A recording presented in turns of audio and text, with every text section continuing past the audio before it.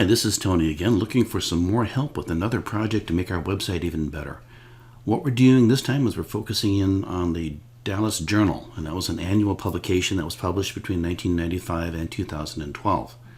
And what we would like to do is to add to the web page for each issue an index of the names, which was published at the back of each issue. What we would like to do is to enhance the web page. So for all of these publications, we've already gone through and have identified the articles by name, and we've added links to them over into the portal to Texas history. So if you want to view, for example, the President's Report from 1994 to 1995, all you have to do is click on that link and it will appear for you. What we would like to add to it at the bottom here is a list of the names that were indexed in this journal. And the reason for that is that will make it more searchable, more discoverable when people come to our website and put in a surname of somebody they're looking for. If we include that information in the web page, then this search engine is going to be able to locate that and make this information more usable to the people who use our website. So what we want to create is something like what we've already done for the quarterlies. And if you go to any of the quarterly issues, you will see down at the bottom we have this index of names that you can view simply by clicking on the link. And there you can see that for this one, somebody's already gone through the trouble of creating the index of all the names. And that's just what we want to do for each of the journals. So if you're interested in helping out, here's how you go about doing it. You go to the website, go to the Get Involved area, volunteer sign up, and you will see when you go there, this create index for each Dallas Journal task is available to you. And right now there are 18 spots open as I'm viewing this. So all you have to do is click on View and Sign Up, pick one of them, fill in the information, and say sign me up. And that ensures then that you're the only one working on that edition, and we won't have anybody wasting any effort. Once you've claimed your journal to work on, go over into the Publications tab and down to Journals and find the one that you've just claimed, which in my case was December of 1955. Now I'm going to go view this on the portal to Texas history because that's where we're going to get the information from.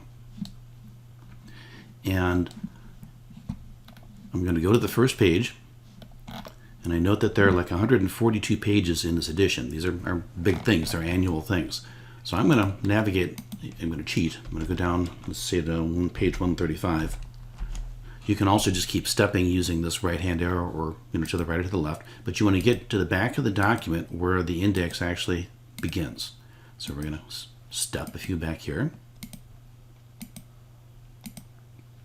Still stepping. Oh, right there, okay. All right. Now the cool thing about the portal is that they've actually done an OCR effort on every page. So I can go down to the bottom of this Tools/Download list and look at View Extracted Text, and you can see there is a pretty good OCR rendition. I'm not interested in the verbiage up there, but I'm just going to copy all of this. I'm going to go over to a Notepad file, which is probably the best place to work on it. I'm going to leave a few lines at the top, and I'm just going to paste that information down in there. Now, why did I leave that space up on the top? Well, because I need some help when I get these files knowing just what I've got. So I want you to start each file with the fact that it's a journal, tell me the year and the month that you're working with, and that way when I receive the file, then I will know, what I've got and what to do with it. And then it's just a matter of stepping through the document page by page, getting all of the extracted text, copying all of it,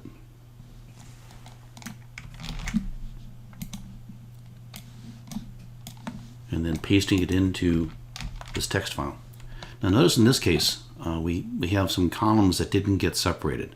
And so we're going to talk next about what you have to do to go through and separate those. Now your task is a couple of things. I don't really mind having all these page numbers, but as you're going to see as you work with this, that you're going to have some areas where the page numbers really get kind of disjointed. We've been through this on the quarterly, and we've decided that we don't really want to go through the effort of keeping the page numbers anyway.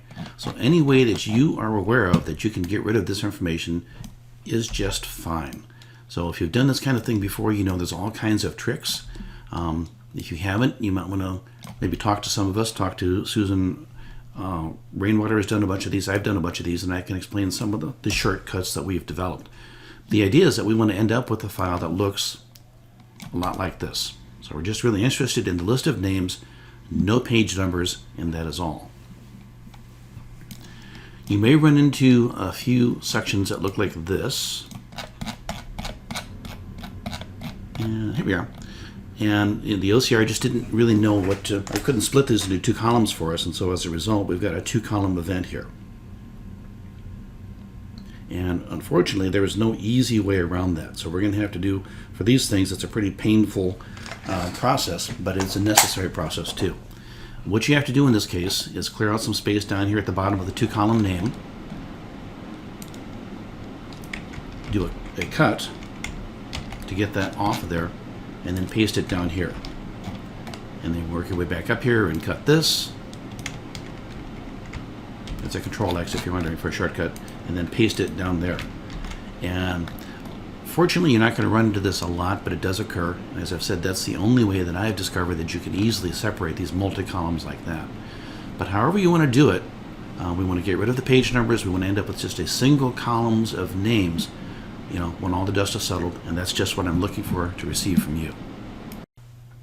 And then once you have completed all of that hard work, and it's a lot of work on these big things, I admit, but mail the file to me at webmaster@dallasgenealogy.org, and I will add it into the website, and you'll have my undying gratitude for a job well done. Thank you.